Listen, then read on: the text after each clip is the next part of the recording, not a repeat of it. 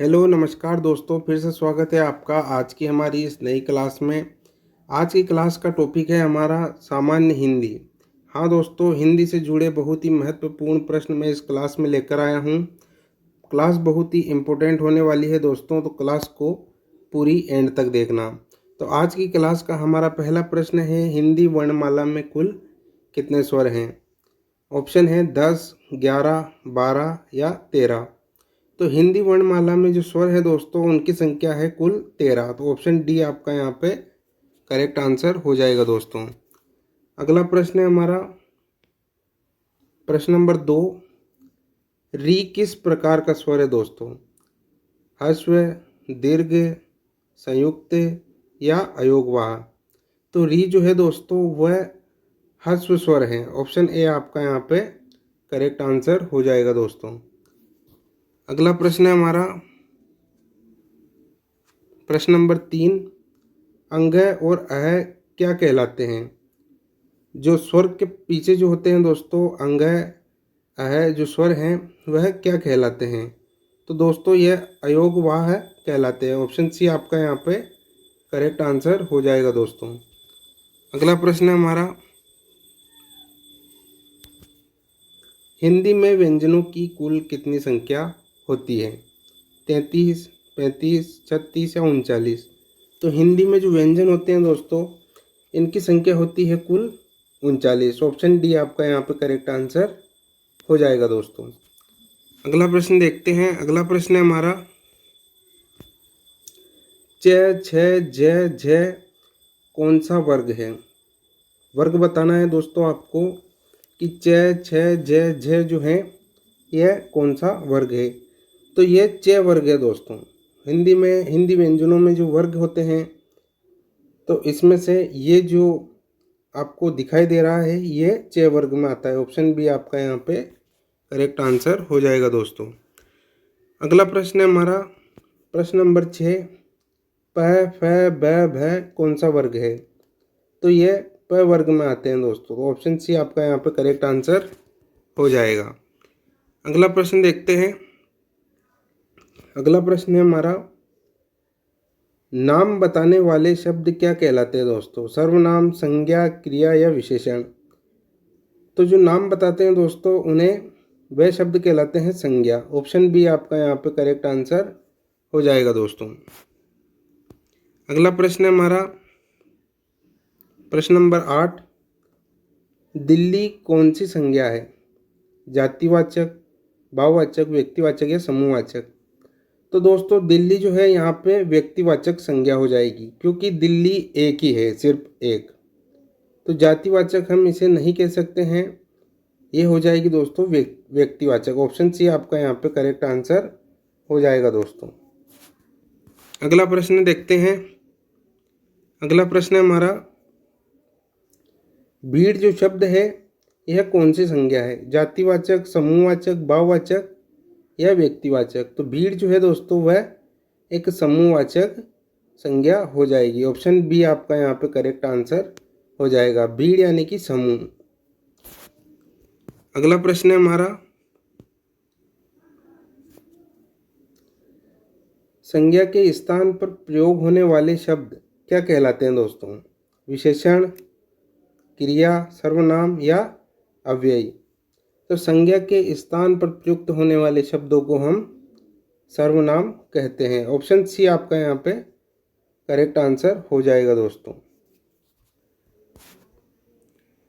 अगला प्रश्न है हमारा प्रश्न नंबर 11। मैं, तुम, वह क्या है?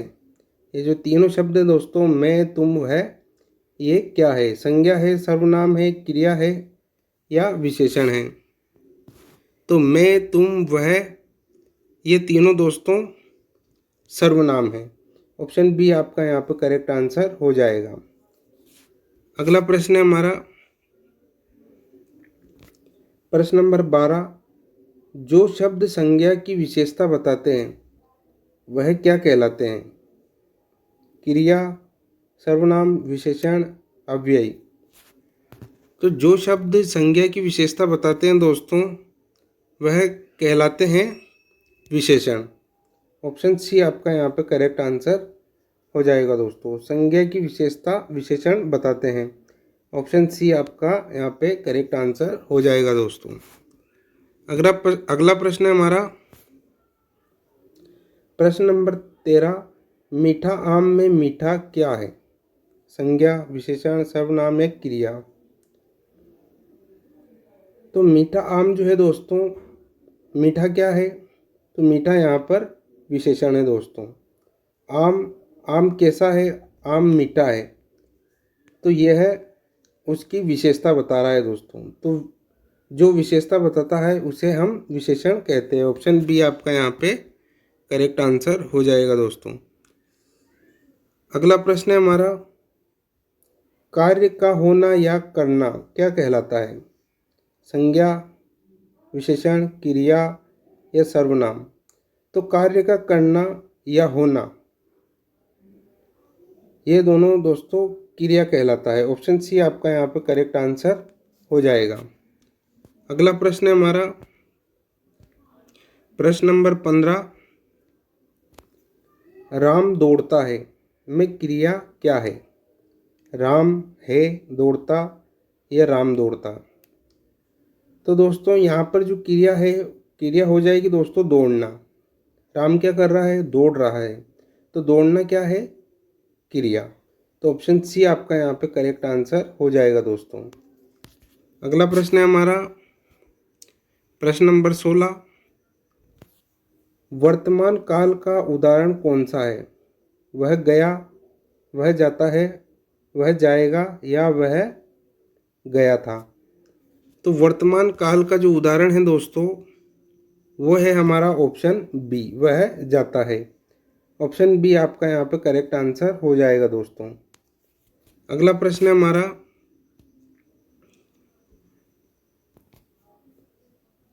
मैं पढ़ूंगा कौन सा काल है? वर्तमान, भूत, भविष्य या अपूर्ण?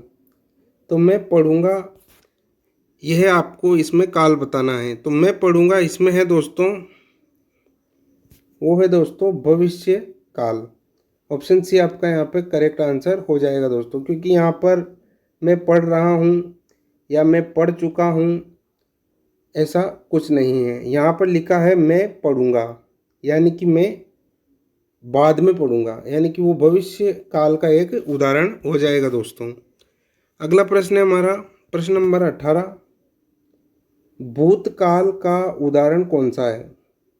वह जाता है, वह जाएगा, वह गया या वह जाएगा था? तो भूतकाल का उदाहरण आपको बताना है दोस्तों।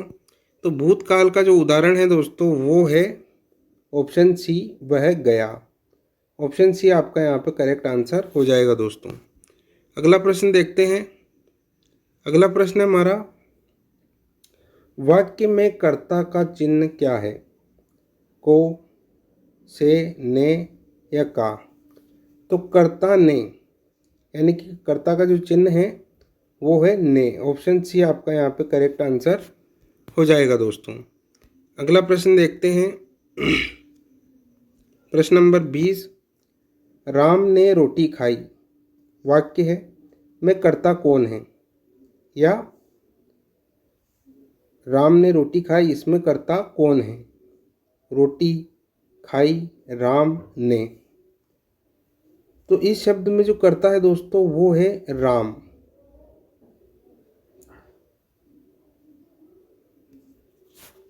इस प्रश्न में जो कर्ता है दोस्तों वो है राम। ऑप्शन सी आपका यहाँ पे करेक्ट आंसर हो जाएगा, क्योंकि रोटी कौन खा रहा है? राम खा रहा है, तो राम यहाँ पे कर्ता हो जाएगा दोस्तों। अगला प्रश्न है हमारा को किस कारक का चिन्ह है दोस्तों? कर्ता, कर्म, करण, संप्रदान? तो को जो चिन्ह है दोस्तों ये किस कारक का है आपको बताना है दोस्तों। तो को जो चिन्ह है ये है दोस्तों कर्म का, कर्म कारक का ये एक चिन्ह है। तो ऑप्शन बी आपका यहाँ पे करेक्ट आंसर हो जाएगा दोस्तों। अगला प्रश्न है हमारा प्रश्न नंबर 20। से किस कारक का चिन्ह है दोस्तों? करण, अपादान, कर्म या संबंध। तो से चिन्ह जो है दोस्तों ये है हमारे करण कारक का। ऑप्शन है आपका यहाँ पे करेक्ट आंसर हो जाएगा दोस्तों। अगला प्रश्न देखते हैं। अगला प्रश्न है हमारा, एक वचन का बहुवचन क्या कहलाता है? लिंग, काल, वचन या कारक। तो एक वचन का बहुवचन दोस्तों वह कहलाता है वचन। ऑप्शन सी आपका यहाँ पे करेक्ट आंसर हो जाएगा दोस्तों। अगला प्रश्न देखते हैं। अगला प्रश्न है हमारा, लड़की का बहुवचन क्या है? लड़की, लड़कियां, लड़के या लड़कियां। तो यहाँ पे जो दोस्तों ये जो लड़कियां हैं और ये भी लड़कियां हैं, तो इन दोनों शब्द में एक फ़र्क है। तो वो आपको देखकर सही वाले ऑप्शन को लगाना है, यानी कि सही उत्तर को आपको पहचानना है। तो लड़की जो शब्द है इसका बहुवचन लड़कियां होगा। तो ऑप्शन बी आपका यहाँ पे करेक्ट आंसर हो जाएगा दोस्तों। अगला प्रश्न है हमारा प्रश्न नंबर 25, पुल्लिंग का उदाहरण कौन सा है? नारी, गाय, राजा या माता। तो नारी स्त्रीलिंग है, गाय स्त्रीलिंग है, माता भी स्त्रीलिंग है। तो राजा शब्द पुल्लिंग का उदाहरण हो जाएगा दोस्तों। ऑप्शन सी आपका यहाँ पे करेक्ट आंसर हो जाएगा दोस्तों। अगला प्रश्न देखते हैं। अगला प्रश्न है हमारा, शेरनी किस लिंग का शब्द है दोस्तों? पुल्लिंग, स्त्रीलिंग, नपुंसकलिंग या उभयलिंग। तो शेरनी जो है दोस्तों यह एक स्त्रीलिंग का शब्द है। ऑप्शन बी आपका यहाँ पे करेक्ट आंसर हो जाएगा दोस्तों। अगला प्रश्न देखते हैं। अगला प्रश्न है हमारा, अच्छा लड़का में विशेषण का मेल किससे है? अच्छा लड़का जो ये शब्द है इसमें विशेषण का मेल आपको बताना है कि किससे है। क्रिया से, संज्ञा से, सर्वनाम से या काल से। तो अच्छा लड़का जो शब्द है